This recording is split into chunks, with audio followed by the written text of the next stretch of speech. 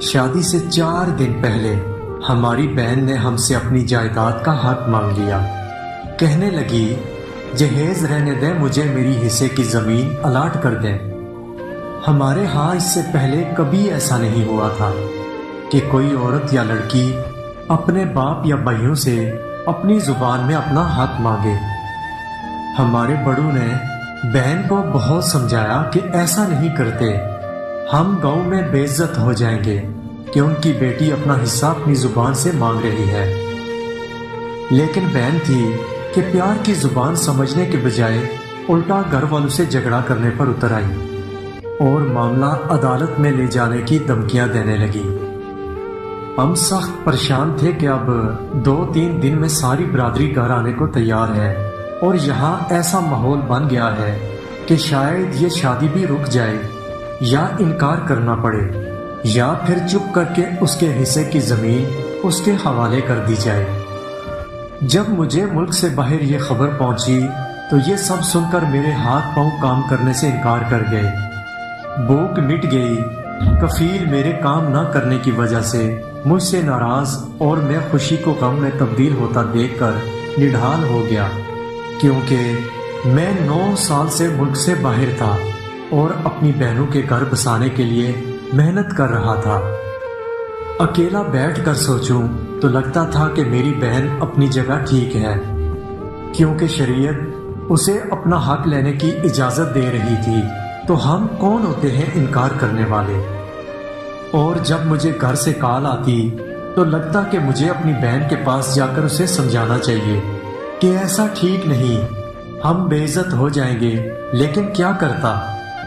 1 دن گزر چکا تھا اور 3 دن باقی تھے۔ میں نے شام کو بہن سے بات کرنا چاہی تو کہنے لگی کہ اگر تم میری شادی سے پہلے جائیداد دلوانے میں میرا ساتھ دینے کا وعدہ کرتے ہو تو میں تم سے بات کرتی ہوں، نہیں تو دوبارہ مجھ سے بات کرنے کی ضرورت نہیں۔ میں نے اسی شام بنا سوچے ٹکٹ کروانے کا ارادہ کیا اور اگلی صبح جہاز میں بیٹھ کر رات 1 بجے گھر پہنچا۔ سب خوشی سے ملے اور بڑوں کے چہرے پر اداسی نے ڈیرے جما رکھے تھے۔ سب مجھے ضرور ملے، لیکن ایسے جیسے میں 9 سال بعد نہیں بلکہ ہر شام گھر آتا ہوں۔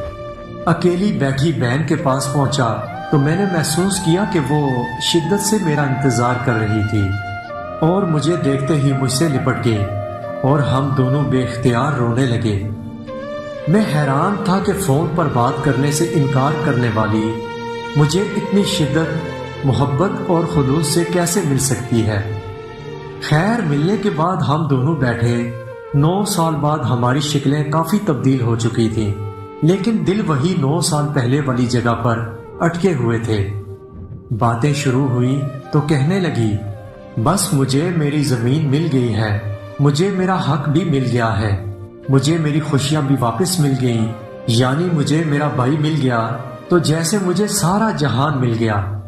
اور ہم دونوں کھلکھلا اٹھے۔ میں نے پوچھا پھر تم نے سارے خاندان کو کیوں پریشان کیا؟ کہنے لگی اگر ایسا نہ کرتی تو جس طرح تم نے ہمیں ٹرک کی بتی کے پیچھے لگا رکھا تھا کہ اگلے مہینے آ جاؤں گا، دسمبر میں آ جاؤں گا، مارچ میں آ جاؤں گا، تو میرا خیال ہے کہ تم نے اور بھی 9 سال نہیں آنا تھا۔ اور یہ ہم دونوں باپ بیٹی کا پلان تھا جو اللہ کی رحمت سے کامیاب ہوا۔ میں نے اللہ کا شکر ادا کیا جس نے مجھے اپنی بہن سے ملوایا، اور باہر نکلتے ہوئے میں نے بہن سے کہا کہ شادی کے بعد میں تیرے سمیت باقی بہنوں کو بھی جائیداد میں ان کا حق دے کر اپنا فرض ادا کروں گا اور تیرے پلان کو مزید کامیاب بناؤں گا۔ یہ سنتے ہی کمرے میں موجود تمام لوگوں کے چہرے پر مسکراہٹ بکھر گئی۔